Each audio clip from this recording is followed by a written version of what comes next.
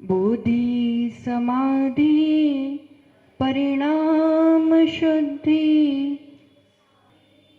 शिव सौख्य सिद्धि चिंतामणि चिंतित वस्तुदाने तम वंदमान ममास्तु देव। जय बोलो देवादिदेव 1008 श्री पार्श्वनाथ भगवान की। चिंतामणि वर्तमान शासन नायक महावीर भगवान की। आचार्य धरसेन महामुनि राज की। आचार्य पुष्पदंत भूतबली महामुनि राज की, जिनका आज 110वां आचार्य पदारोहण दिवस है।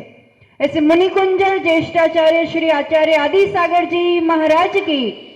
तीर्थभक्त शिरोमणि परम पूज्य आचार्य महावीर कीर्ति जी महाराज की। युग श्रेष्ठ तपस्वी सम्राट आचार्य सन्मति सागर जी महाराज की। इस अंकलिकर परंपरा के वर्तमान चतुर्थ पट्टाचार्य आचार्य चक्रवर्ती अभीक्षण ज्ञान उपयोगी आचार्य भगवान सुनील सागर जी गुरुदेव की। श्रुत पंचमी महापर्व की। आरिका प्रशांत मती माता जी की।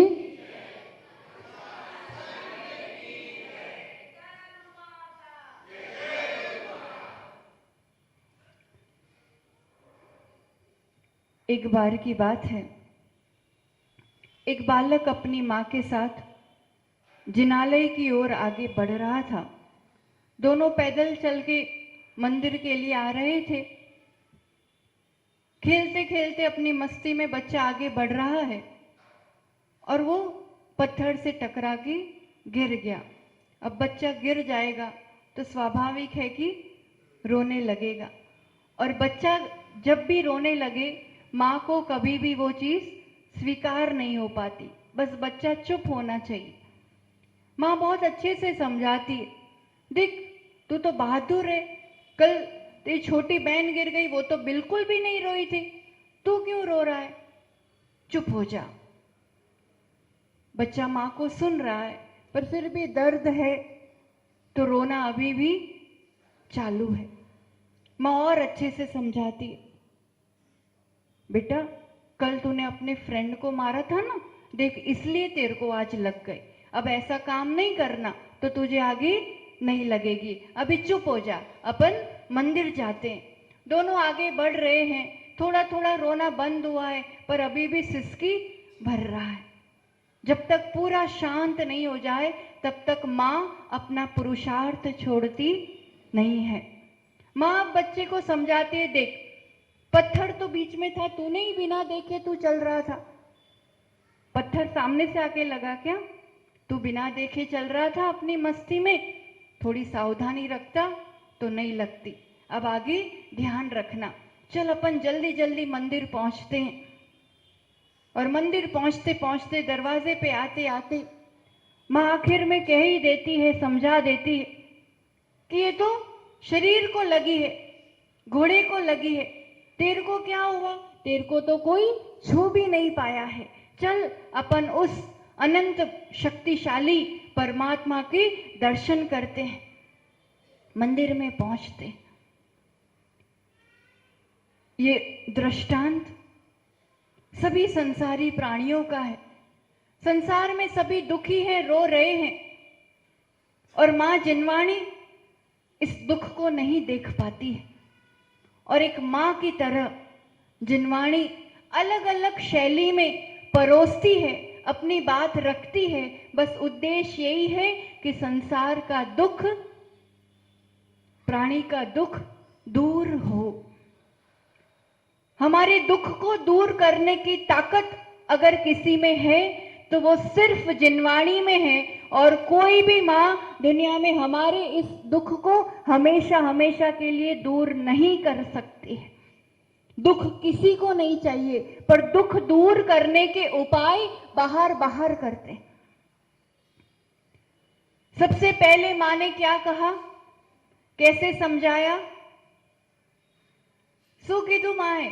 કેવી રીતે સમજાયો? तेरी बहन तो नहीं रोई थी, तू क्यों रो रहा? यानी महापुरुषों के चरित्र के माध्यम से जो हमें समता शांति का उपाय दिया जाता है, ये प्रथमानुयोग है। जहां सतियों का चरित्र, महापुरुषों का चरित्र सुना जाता है, पढ़ा जाता है, तो हमारा दुख दर्द हल्का हुआ करता है। महापुरुषों के चरित्र पढ़ा करो, हमें तो कुछ दुख नहीं है। ऐसे बड़े बड़े उपसर्ग और दुख उन्होंने समता से सहन किए। इससे भी नहीं समझ में आए तो फिर समझाते हैं कि तूने जो किया है उसी का फल मिल रहा है। किसी ने तुझे दुख नहीं दिया है। तूने कल अपने दोस्त को मारा था ना, इसलिए रिटर्न में तुम्हें आज दर्द हो रहा है। ये कर्णान योग की कथन शैली है कि तुम जो करते हो वैसा ही कर्म उस जीव को वापस मिलता है। जैसे घर में मां सबको खुश करने के लिए अलग अलग तरह से परोसती है। वही रोटी सब्जी हो पर बच्चों को फ्रैंकी के रूप में दे देती है। दूध हो तो किसी को उकाली के रूप में, किसी को कॉफी के रूप में। चीज वही की वही है। जिसका जैसा टेस्ट होता है, जिसकी जैसी पसंद होती है, वैसे मां परोसना जानती है कि नहीं जानती? जानती है। ऐसे ही मां जिनवाणी किसकी रुचि कैसी है, किसको कौन सी बात लग जाए, किसकी बुद्धि कैसे जग जाए, इसलिए आगे और बढ़ते हुए कि तूने बिना देखे चला इसलिए ठोकर लग गई। चलना सीख ले। ये जीवन में चलना हैप्पी जर्नी बनाने वाली मां जिनवाणी ये चरणान योग की कथन शैली है। आचरण सिखाया जाता है, कैसे चलना ये सिखाया जाता है। और आखिरी द्रव्यान योग की कथन शैली। द्रव्य की बात, तू तो शाश्वत शक्तिशाली जीव द्रव्य है। ये जो कुछ हुआ वो तो शरीर के साथ हुआ, शरीर को लगती है, शरीर की पीड़ा है, आत्मा में क्यों उसकी अनुभूति करता है। वेद विज्ञान की कला सिखाते हैं। परम उपकार है आचार्य भगवंतों का, सर्वप्रथम तो तीर्थंकर प्रभु का, जिन्होंने कृपा करके हमारे लिए ये सुख का उपाय, सुख का मार्ग परोसा। स्वार्थी नहीं थे कि सिर्फ अपना कल्याण कर जाए। समो शरण में जो दिव्य ध्वनि खिरी, गंधर्व प्रभुओं ने उसे झेला। और जैसा अभी देवी यशमती माता जी ने आप सभी के लिए बहुत अच्छे से इस कथानक को भी परोसा कि जैसे माउथ पब्लिसिटी होती है ना, ऐसे सिर्फ मुख के माध्यम से जिनवाणी एक से दूसरे, दूसरे से तीसरे, तीसरे से चौथे तक पहुंचती गई। जो कहा जाता था वो याद रह जाता था, वो जीवन में जिया जाता था। काल दोष भी कहो या अपनी विशुद्धि की कमी कहो कि अब जो कहा जाता है वो याद नहीं रहता है। तो इसकी भी कृपा करी कि नहीं, इसके लिए भी हम इसको लिखित रूप में कर दे। इस पूरे दृष्टांत में अपने योग्य सबसे अच्छी बात समझने योग्य है। एक तो आचार्य धरसेन स्वामी, उन्होंने ये आग्रह नहीं रखा कि मेरे संग का शिष्य होना चाहिए। उन्होंने सिर्फ योग्यता को प्रधानता दी कि जिसमें योग्यता हो जिनवाणी को आगे लेखन करने की, वो हमारे पास पहुंचे। तो दूसरे संघ के आचार्यों के सामने बात रखने में भी विकल्प नहीं किया, मेरी परंपरा, मेरा संघ नहीं। और अपने लिए जो सीखने वाली बात है कि गुरु ने जो कह दिया करने को, उसे शिरोधार्य करना, उस आज्ञा को, वो समर्पणता, वो विनय। अब कल्पना कर सकते हो, जो कार्य कहा सिद्ध करने को, उसमें उस अनुरूप कार्य नहीं हुआ जैसा होना चाहिए। તમને કંઈ કહી દે કે આવું કામ કરવાનું છે और वो थोड़ा बहुत आगे पीछे हो या नहीं हो पाए, सीधा क्या આવશે દોડે દોડે, ના ના મહારાજજી આવું ના થયું, આ તો આ બરાબર નથી।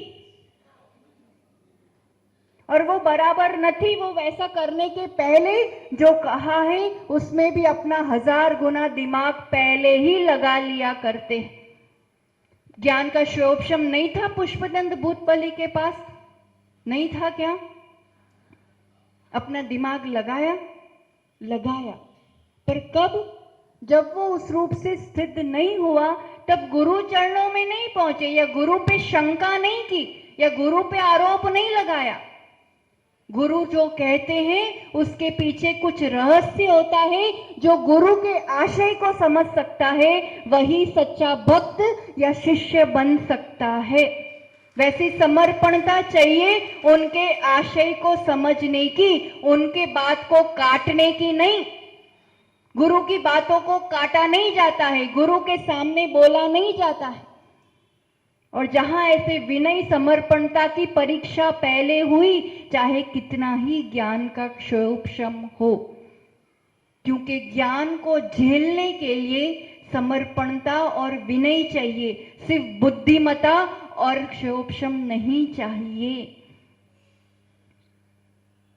विद्या चाहिए तो विनय गुण, बड़ों की सुनना, बड़ों की वाणी को झेलना और उनके प्रति विनय रखना, ये इस कथा का, इस पर्व का हमारे जीवन के लिए बहुत बड़ा संदेश है। जिनवाणी को सुनने का, जिनवाणी के अध्ययन का जबरदस्त ललक और प्यास होनी चाहिए। स्वाध्याय परम तपः, क्या कहा है? अभिषेक परम तप नहीं कीधो, दर्शन परम तप नहीं कहा है, व्रत उपास भी परम तप नहीं कहा है, बाकी उपास आदि तो तप है। परम तप किसे कहा? स्वाध्याय, जिनवाणी का श्रवण, जिनवाणी का अध्ययन, सबसे अधिक विशुद्धि, सबसे अधिक कषाय की मंदता, सबसे अधिक कर्मों की निर्जरा स्वाध्याय से हुआ करती है। स्वाध्याय से ही मार्ग प्रशस्त होता है। अंकली गांव में रहने वाले श्रावक शिव गोंडा पाटिल, जिनवाणी सुनने की ऐसी जबरदस्त ललक, वो वैसा समय था जब दिगंबर गुरुओं के दर्शन इतनी आसानी से नहीं हुआ करते थे, पर जिनवाणी तो उपलब्ध थी। जो विद्वान गण होते थे वो ऐसे शास्त्र सभा स्वाध्याय कराने बैठते थे, पर वो उनके गांव में नहीं होता था। वहां से 3 किलोमीटर दूर कृष्णा नदी, इतनी बड़ी नदी पार करके उस गांव में पहुंचा जाता था। तो भी सब काम छोड़ के वो प्रतिदिन कृष्णा नदी पार करके जिनवाणी को सुनने जाते थे। आपने 3 किलोमीटर चालीने तो आई सके कि ना आई सके, और उतना भी चल के नहीं आओ तो घर में बैठ के तो आजकल तो सब तरह के साधन उपलब्ध हैं। जब साक्षात गुरु का सानिध्य मिले तब तो कितनी दूर हो, तो भी साक्षात सुनने की ही एक ललक रखना। आजकल तो બધું मोबाइल में आई जाए छे, तो मोबाइल में ही सुन लेंगे, क्या जरूरत पड़ी वहां तक जाने की। पर जो यहाँ लाइव ऊर्जा का आदान प्रदान होता है ना, वो एक ऐसा साधन है जब गुरु साक्षात उपलब्ध नहीं हो तब ठीक है कि उसमें सुन लिया। स्वाध्याय प्रतिदिन करना चाहिए, ये परम आवश्यक है। शिव गोंडा पाटिल प्रतिदिन स्वाध्याय करते और उनका घर का जीवन भी वैसा श्रावक व्रतों से युक्त जीवन। छोटे मोटे घर के नहीं थे, पाटिल परिवार पूरे नगर के राजा, अरबों खरबों रुपए की जमीन, खेती, पर स्वाध्याय श्रावक व्रतों का पालन, छोटी सी उम्र में छोटे छोटे 2 बच्चे, और धर्म पत्नी को ऐसी बीमारी लग गई कि कुछ भी करे इलाज ही नहीं था।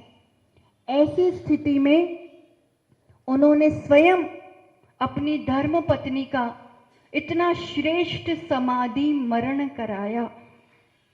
ऐसा कोई विरला होगा आज? माता पिता का कराना हो तो 10 बार सोचना पड़ता है। अपनी धर्म पत्नी का 30, 35, 40 वर्ष की उम्र में कितनी गहरी समझ रही होगी। उन्हें निर्विकल्प कर और फिर अपने बच्चों को, अपनी बहन को सौंप कर, क्योंकि बचपन से ही वैसा वैराग्य के अनेक निमित्त मिलते गए। पिता की मृत्यु, फिर माँ की मृत्यु, फिर अपने आंखों के सामने अपनी धर्म पत्नी की मृत्यु। अब उनके कदम घर में रहने वाले नहीं थे। और कुंथलगिरी क्षेत्र पर दिगंबरी दीक्षा धारण कर, जब उनकी दिगंबरी दीक्षा हुई थी, केशलोचन हुआ था, तो देवों ने की आकर के नगाड़े बजाए थे, जय जयकार की थी, क्योंकि तब तक शिथिलाचार का पोषण था। दिगंबर मुनि नगरों में नहीं जा सकते थे। कोई दीक्षा ले भी ले तो नगर में जाने के लिए वस्त्र पहनने पड़ते थे। बहुत ज्यादा शिथिलाचार बढ़ चुका था, अंग्रेजों की गुलामी का समय था। और ऐसे में जैसा मूलाचार में कहा है, जैसा आगम में कहा है, यथावत वैसे निर्दोष चर्या को अगर इस देश में ऐसे समय में लाए तो वो आचार्य आदि सागर जी महाराज। दीक्षा के बाद ही 7 दिन लगातार उपवास करना। कितना दिवस? और फिर सिर्फ एक वस्तु का आहार, उसी टाइम नगर में जाना, एक वस्तु का आहार लेना, फिर गिरी कंदराओं में, गुफाओं में, कभी कुंभोज बाहुबली तरफ, उदगांव तरफ जाना हुआ हो, कोल्हापुर तरफ, वहां काफी ऐसे कृष्णा नदी के तट पर गिरी गुफाएं हैं, वहीं रहते थे। ऐसी उनकी ऊर्जा, ऐसी आभा मंडल, ऐसी पवित्रता, ऐसी निर्मलता कि शेर और सांप भी उनके चरणों में आकर के शांति से बैठा करते थे। ऐसी अद्भुत साधना, ऐसा अद्भुत भेद विज्ञान। આપણે દિવસમાં 7 વાર ખાઈએ ને तो भी मन नहीं भरता है। एक बार 10 उपवास થઈ જાય પરુષણમાં, बहुत बड़ी बात है। हो भी गए तो एमा तो पाणी करवा कोईना घेर जવું પડે ને પછી ઉપવાસનું પાળનું આવી રીતે કરવું પડે और कितनी जालो जहाली करनी पड़ती है। आचार्य आदि सागर का नाम बहुत कम लोग होंगे जो जानते होंगे, क्योंकि उनको वैसी ख्याति लाभ पूजा की चाहना ही नहीं रही। आत्म साधना गिरी गुफाओं में करना। ऐसे ही 7 उपवास पूरे हुए और योग संयोग ऐसा हुआ कि श्रुत पंचमी का ही दिन था और उस दिन उनका पारना था। जयसिंहपुर गांव उसी नगर के आसपास है, कोल्हापुर के पास। वहां के नगर शेठ के यहां उनका पड़गाहन हुआ। सबसे पहले जो चीज बता देते थे, सिर्फ वो एक ही वस्तु लेते थे। એવું नहीं कि 10 वस्तु है पारनामा। सबसे पहले आम रस दिखाया, सिर्फ आम रस का 2-3 अंजलि जो लेना है उतना आहार हुआ और उतना सा एक भगोनी आम रस जो भी होगा। आहार के बाद उस नगर शेठ ने बहुत सारे लोग देखने आए थे, उन सबको थोड़ा थोड़ा आम रस प्रसाद रूप देते गए। पूरे गांव ने जिम लिया, सब आसपास के गांवों में वो पहुंच गया, तो भी वो आम रस खत्म नहीं हुआ। वहां की शेठ, विद्वान आदि सब ऐसे प्रभावित हुए। और आज का वो पावन दिन, जेठ शुक्ल पंचमी, श्रुत पंचमी, जो साक्षात जिनवाणी का स्वरूप थे, ऐसे मुनि आदि सागर जी, 1915 की बात है, यानी 110 वर्ष हो गए आज की तिथि में।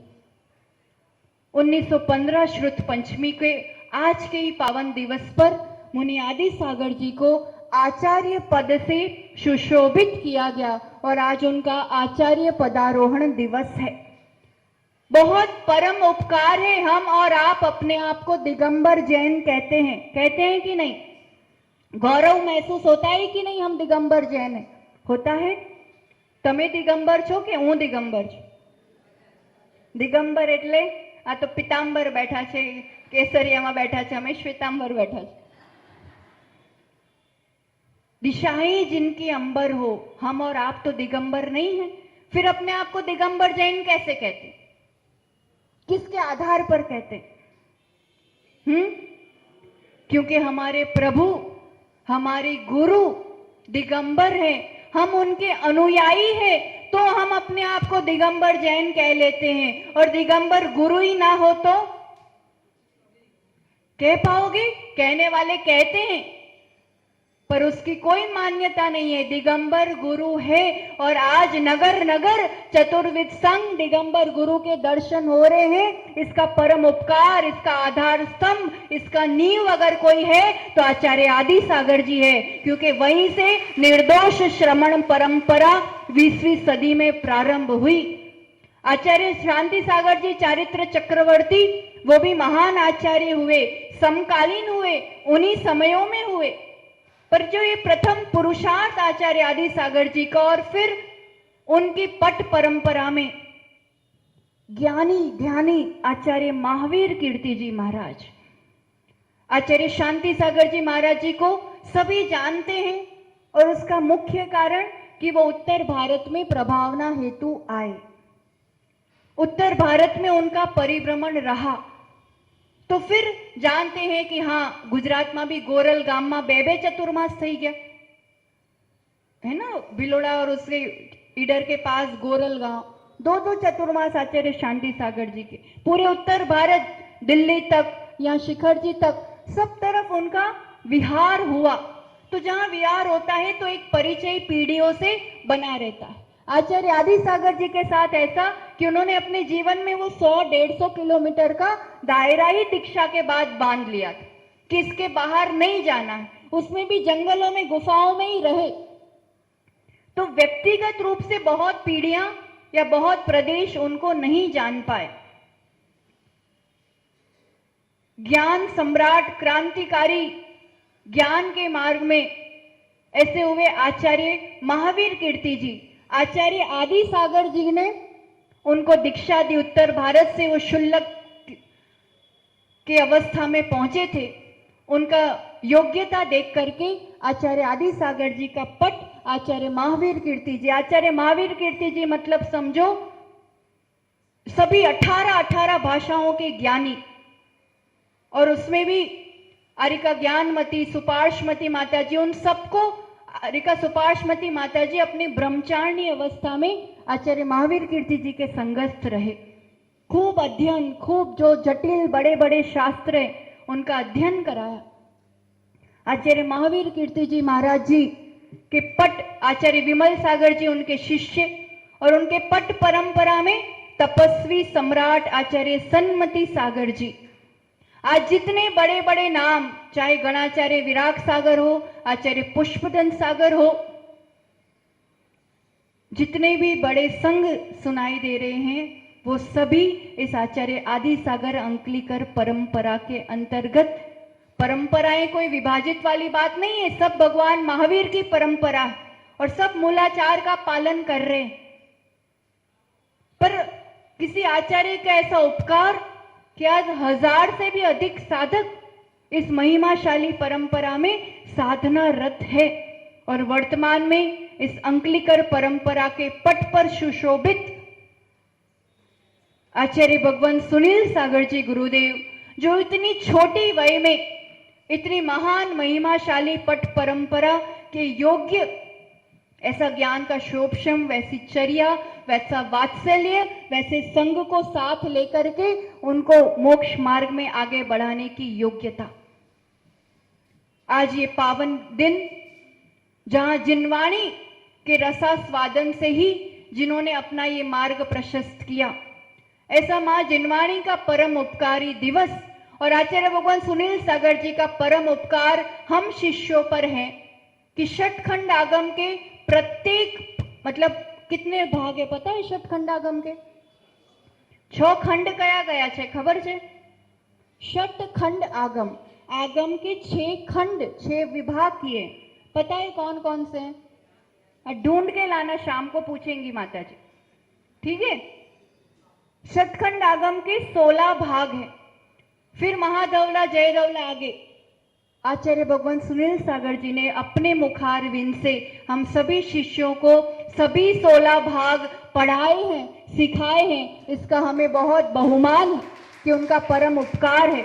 एक तो गिरनार, जहां लेखन ये धड़सेन आचार्य भगवान ने पढ़ाया, उन्हीं गुफाओं में 10वां भाग षटखंड आगम का हम गिरनार की वाचना में, और पहली बार आचार्य भगवान ने युग प्रतिक्रमण भी वहीं गिरनार की धरा पर, गुजरात की धरा पर किया था। अंकलेश्वर में ये लेखन कार्य पूरा हुआ और पूरा होने पर जब मुनिराज ने वहां के नगर शेठ राजा के कर कमलों में ये जिनवाणी भेंट की तो वहां के राजा ने हाथी पर उस जिनवाणी को रखकर बहुत बड़ा जुलूस निकाला था।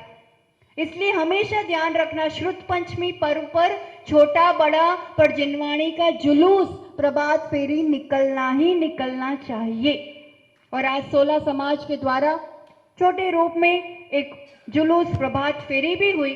बस 5 मिनट कुछ जरूरी बातों के साथ कि स्वाध्याय तो हमेशा करना ही चाहिए और उसके लिए सबसे पहली बात मूल आचार्यों के ग्रंथों का स्वाध्याय ही करना चाहिए।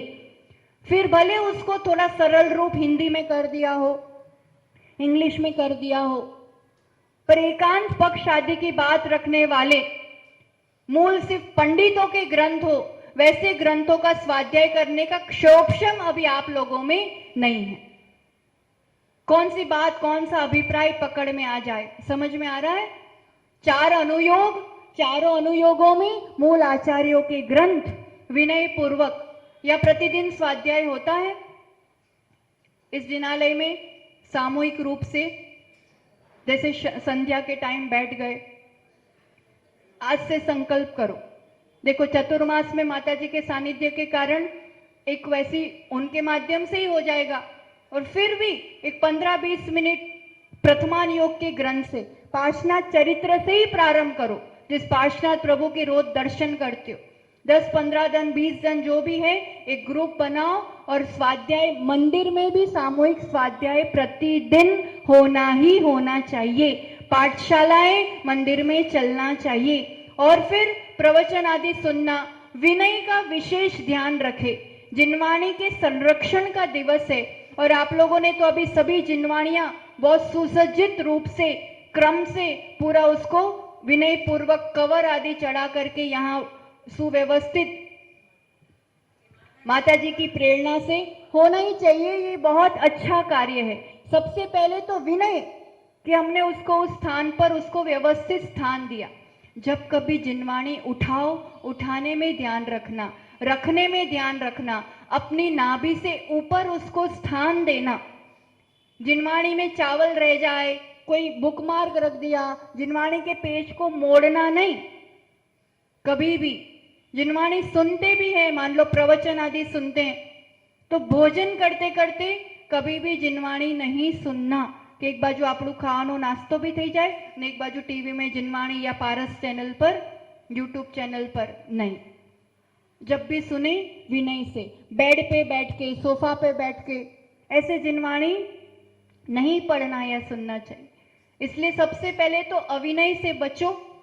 अशुद्धि के दिनों में जैसे घर में भी कभी जिनवाणी रखी रहती है, होनी तो चाहिए ही, पर वहीं से अशुद्धि के दिनों में आना जाना चल रहा है, परछाई पड़ रही है जिनवाणी पर, ऐसा नहीं हो जाए। पूरा कवर करके रखे, उसको ढक के रखे।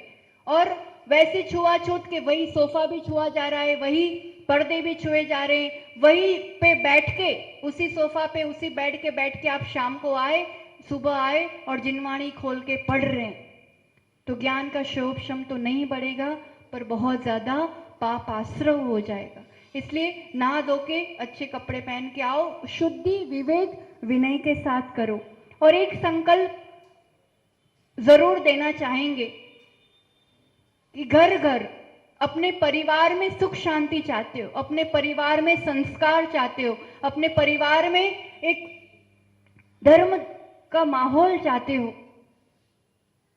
तो दिन में एक बार जितने भी घर के मेंबर्स हैं सबको एक साथ बैठ के भोजन करना चाहिए और सबको एक साथ बैठ के स्वाध्याय करना चाहिए। घर में, जिस घर में छोटे से बड़े सभी मेंबर्स एक साथ बैठ के स्वाध्याय करते हैं ना, उस घर की एकता, प्रेम, आनंद, शांति, समृद्धि अलग ही हुआ करती है। हमने कई घरों में ये अनुभव किया है।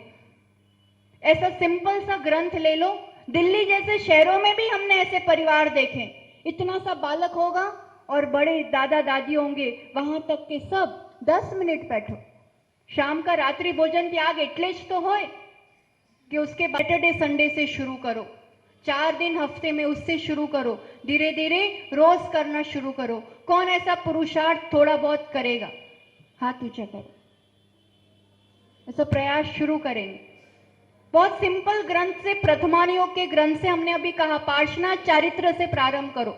हमारे पार्श्वनाथ भगवानનું जीवन, युवा लोग भी कह रहे हैं બધા ધોતી દુપટ્ટા વાળા મંદિર આયા, ઘરે પણ સ્વાધ્યાય સામૂહિક થવું જોઈએ।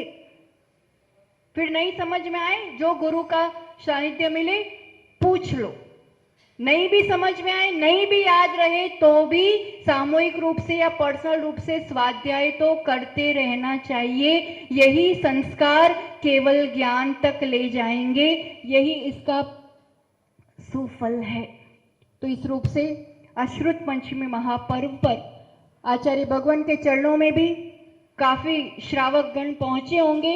श्रुत पंचमी पर्व के साथ देश भर में जितने साधु संत होते हैं, प्राय करके आज लगभग चातुर्मास की दिशा क्या होगी वो भी साधु संतों में तय हो जाती है। हम लोग की दिशा इस तरफ रही तो मन में था कि आज, क्योंकि पूरे अहमदाबाद में देव्यश्मती माताजी और देवागममती माताजी ने बहुत अच्छी प्रभावना की है और हर जगह से उन्हें चातुर्मास का निमंत्रण श्रीफल मिला है। तो हम तो इसीलिए आज के दिन आना की थोड़ी जल्दी कर रहे थे कि आज आए और सभी समाज एक साथ निमंत्रित करें और हम कहें कि 16 समाज में आरिका देवेशमती देवागममती माताजी का चातुर्मास होना चाहिए। जैसे भी वो हो रहा है वो बहुत अच्छी बात है। आचार्य भगवान के चरणों में भी सब पहुंचे हैं और हम आशा रखते हैं कि आज पक्का निर्णय लेकर के ही सब लौटेंगे। तो उनके विहार में भी जुड़ना है हम सभी को। और कल दोपहर में, कल प्रातःकाल तो ऐसे ही प्रवचन की श्रृंखला चलेगी। विशेष सभी ध्यान देंगे, 16 समाज, आसपास के समाज में भी सूचित करेंगे। शायद पहली बार इस नगरी में इस रूप का उपक्रम हो रहा होगा। कल दोपहर ठीक 2:30 बजे से मंगलाचरण, आचार्य आदि सागर जी आखी परंपरा की पूजन और फिर 5 वर्ष से अधिक सभी बालक बालिकाओं के लिए श्रुत संस्कार, श्रुत के संस्कार उनके ज्ञान के शोभशम को बढ़ाने के लिए, लौकिक शिक्षा में भी उत्तीर्ण होने के लिए जिनवाणी के संस्कार उनमें पड़े। तो वैसे पूरी विधि होगी संस्कार की और टिप्स दी जाएगी जिससे उनकी पढ़ाई कैसे अच्छे से हो सके। फिर धर्म उपदेश और आरिका सुस्वरमती माता जी द्वारा थोड़ी सी भक्ति गरबा। तो ऐसा 2-2.5 घंटे का पूरा, तो कल की दोपहर बुक कर लेंगे, छोटे बड़े सभी कल दोपहर के कार्यक्रम में यहाँ सम्मिलित होंगे। इसी मंगल भावना के साथ कि श्रुत पंचमी पर्व पर हमें भी श्रुत का अध्ययन, श्रवण हमेशा मिलता रहे। जब तक हम श्रमण ना बन जाए और श्रवण से जिनवर ना बन जाए, तब तक हमें निरंतर साक्षात तीर्थंकर की वाणी, जिनवाणी, श्रुताभ्यास मिलता रहे और हम सभी एक दिन उस केवल ज्ञान रूपी लक्ष्मी को प्राप्त हो। इसी मंगल भावना के साथ जय बोलो आचार्य भगवान आदि सागर जी महाराज की, आचार्य श्री सुनील सागर जी गुरुदेव की।